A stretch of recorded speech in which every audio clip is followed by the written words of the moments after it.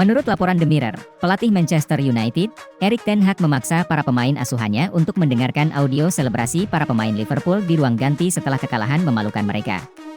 Pelatih asal Belanda ini dikenal keras dan pernah memberikan hukuman kepada pemainnya dengan membuat mereka berlari 14 km di latihan keesokan harinya setelah kekalahan memalukan melawan Brentford di awal musim.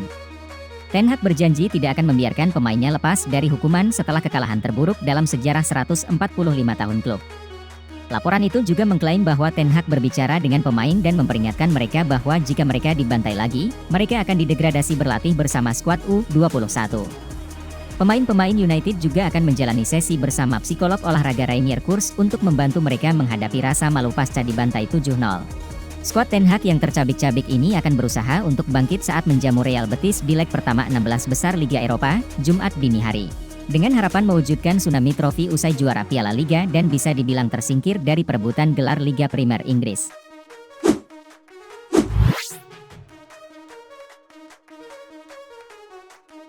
Manchester United mengalami kekalahan telak saat bertandang ke Stadion Anfield, markas Liverpool pada matchday ke-26 Liga Primer Inggris, Minggu, 5 Maret 2023.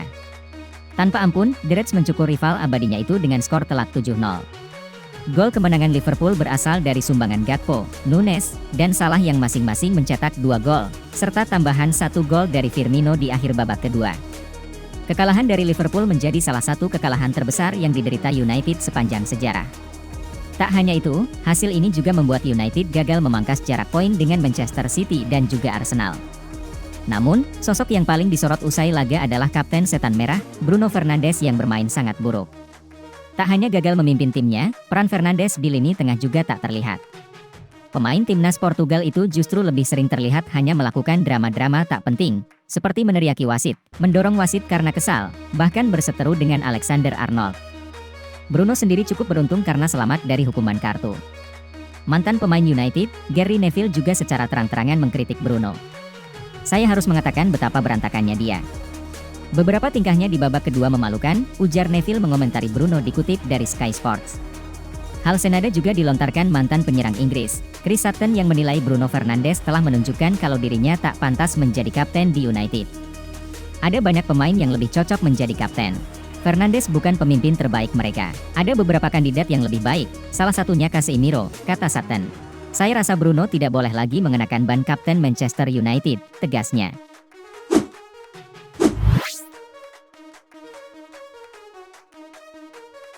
Chelsea berhasil mengalahkan Dortmund di babak 16 besar Liga Champions dengan skor agregat 2-1. Setelah kalah di leg pertama, The Blues mampu membalikkan keadaan dan menang di leg kedua.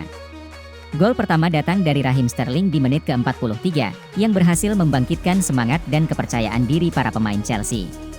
Tak lama setelah babak kedua dimulai, Kai Havertz mencetak gol kedua dari titik putih di menit ke-53, serta mengamankan kemenangan untuk timnya. The Blues juga sebenarnya mencetak 2 gol lainnya, lewat aksi Havertz dan Conor Gallagher, tetapi semuanya dianulir VAR karena Sterling lebih dulu dalam posisi offside. Kemenangan ini memastikan Chelsea lolos ke babak perempat final Liga Champions, dengan ambisi mereka untuk mengulang kesuksesan 2 tahun lalu. Fakta menariknya, ini merupakan kali kelima dalam sejarah kompetisi bahwa tim berhasil melaju ke tahap berikutnya setelah kalah di leg pertama, menyamai catatan Barcelona, Juventus dan Real Madrid. Selanjutnya, Chelsea akan bertanding melawan Leicester City di Liga Primer Inggris pada Sabtu malam, sementara Dortmund akan bertandang ke Schalke di lanjutan Bundesliga pada Minggu dini hari.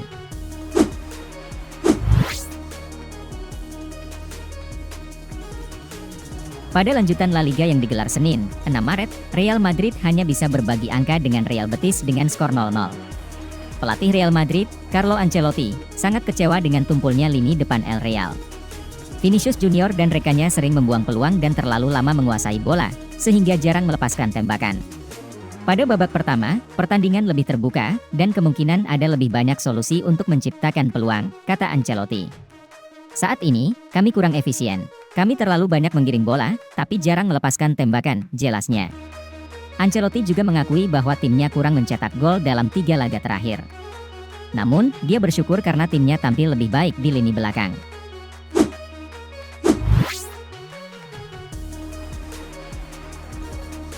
Luka Jovic dikenal sebagai salah satu pembelian gagal Real Madrid. Pemain ini merasa bahwa waktunya pindah ke Madrid terlalu cepat. Real Madrid membeli Jovic pada awal musim 2019-2020 dan membayar 63 juta euro untuk menebusnya dari Frankfurt. Sebelumnya, Jovic tampil memukau selama 2 musim menjadi pemain pinjaman dari Benfica. Namun, keganasan pemain ini memudar ketika pindah ke Madrid. Ia hanya mampu mencetak 2 gol dari total 27 pertandingan. Jovic merasa bahwa ia meninggalkan Frankfurt terlalu cepat dan belum siap mental untuk menghadapi tekanan dan sorotan dunia saat bermain di Madrid. Ia kemudian dipinjamkan keluar pada musim 2021 ke Frankfurt, namun ketajamannya belum pulih sepenuhnya. Di musim 2023, Jovic pindah ke Fiorentina dengan status bebas transfer dan mulai kembali tajam dengan mencetak 11 gol dari total 34 pertandingan.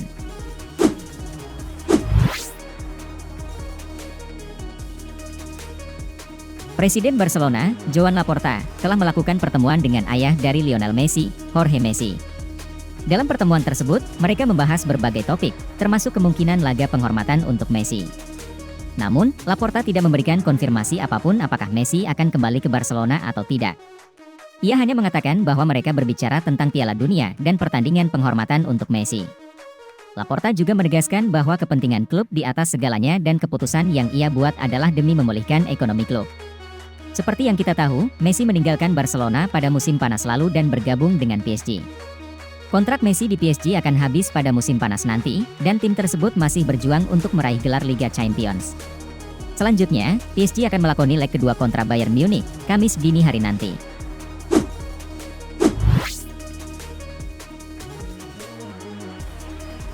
Pelatih Bayern Munich, Julian Nagelsmann, mengatakan bahwa absennya Neymar dari skuad PSG tidak akan banyak mengubah gaya permainan mereka. Ia meminta anak asuhnya untuk tetap mewaspadai seluruh pemain lawan, terutama Kylian Mbappe yang telah mencetak 30 gol dalam 30 pertandingan musim ini. Dalam pertandingan leg pertama, PSG kalah 0-1 dari Bayern Munich lewat gol Kingsley Coman. Pada leg pertama, Neymar gagal memberikan banyak pengaruh dalam laga tersebut, sementara Mbappe berhasil membuat para pemain bertahan Bayern mengalami kesulitan di 30 menit terakhir setelah dimasukkan. Dengan Mbappe yang kini sudah cukup bugar untuk bermain penuh, Nagelsmann yakin PSG akan baik-baik saja tanpa Neymar, yang harus absen hingga akhir musim ini karena cedera pergelangan kaki. Nagelsmann mengklaim pekan lalu bahwa PSG tetap menjadi favorit untuk maju ke perempat final, meskipun tertinggal 1 gol. Sementara itu, PSG adalah satu-satunya tim yang belum mencatatkan clean sheet di kompetisi musim ini, sehingga pertahanan mereka menjadi kelemahan. Nagelsmann mengatakan bahwa mereka telah mengembangkan ide untuk membongkar pertahanan PSG pada leg kedua nanti. Pertandingan antara Bayern Munich dan PSG pada leg kedua babak 16 besar Liga Champions akan menjadi ajang yang sangat seru untuk ditonton. Terlebih dengan kehadiran Messi dan Mbappe di lini depan PSG serta Sadio Mane di lini depan Bayern Munich.